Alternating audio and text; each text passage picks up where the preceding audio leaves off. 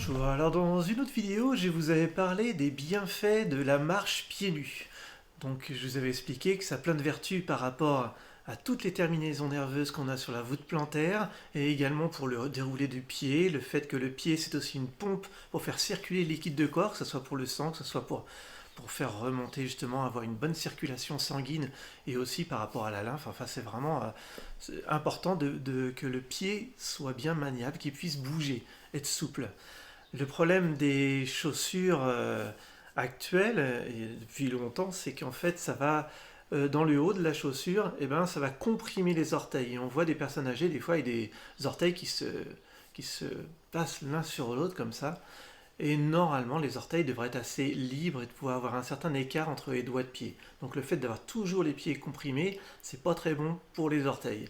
Ensuite, il y a l'histoire de la semelle qui fait que on ne sent pas du tout le sol et qu'on a plutôt tendance à avoir un pied qui va pas bouger, qui va se soulever avec la semelle parce que la semelle n'est pas assez souple. Donc on voit de plus en plus arriver maintenant des chaussures qui sont minimalistes. Alors les chaussures minimalistes, c'est fait pour en fait se rapprocher le plus possible d'une sensation pieds nus.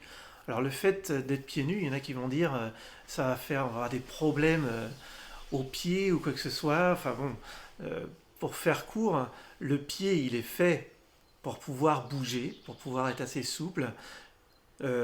Donc il y a une façon de marcher qui est physiologique et une façon de courir aussi qui est physiologique.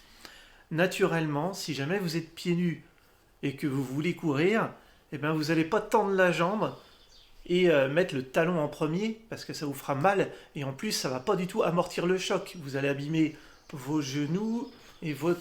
Alors là je vous parle du coude mais en fait c'est par rapport aux genoux parce qu'au niveau de la caméra c'est pas évident à expliquer. Alors si on tend la jambe et qu'on met le talon par terre, forcément tout va être verrouillé et vous allez avoir des traumatismes au niveau du genou, au niveau de la hanche. Alors, si jamais c'est pour ça qu'ils ont commencé à mettre des chaussures avec des talons pour pouvoir essayer d'amortir ce choc. Mais même le meilleur des amortissements, vu comment c'est verrouiller la jambe, si on tend la jambe avec le talon en premier, ça va avoir des répercussions quand même. Et c'est pour ça d'ailleurs que la plupart des gens qui font de la course à pied ont des problèmes au niveau des genoux, au niveau des hanches.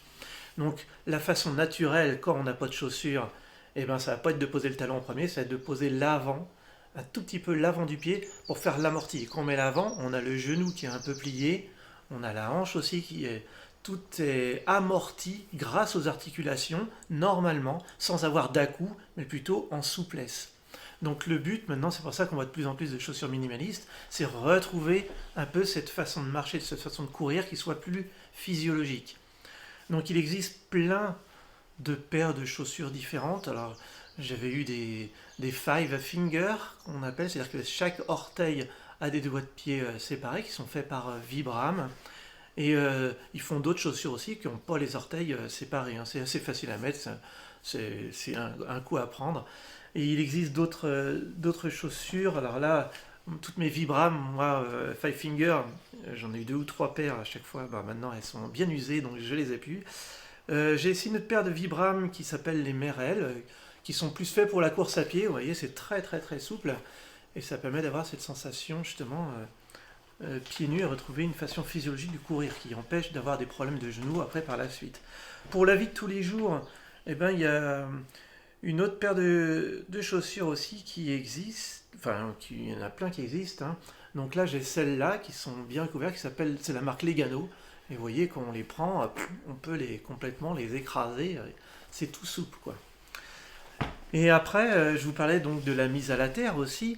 Et donc, il y a des chaussures minimalistes qui, alors elles sont un peu abîmées parce qu'elles ont beaucoup servi. Hein. Donc, à lanière comme ça. Donc, c'est plutôt évidemment plus pour l'été, sauf si on n'a pas froid aux pieds, on peut très bien les mettre l'hiver aussi.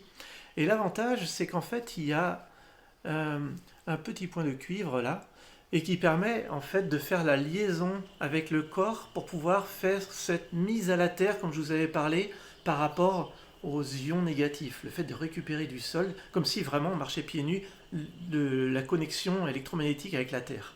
Donc il y a un petit avantage en plus avec ça. Et voilà, mais les autres, vu l'épaisseur qu'il y a, plus c'est souple, plus c'est fin, plus la connexion peut se faire aussi facilement quand même. Donc voilà, j'espère que c'est à peu près clair.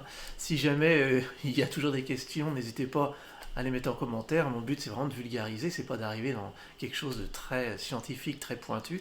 C'est de faire une vidéo assez courte pour vous expliquer en grosses lignes pourquoi c'est avantageux d'avoir des chaussures plutôt minimalistes pour retrouver une façon de marcher et de courir physiologique. Voilà, je vous souhaite une très bonne journée et à bientôt.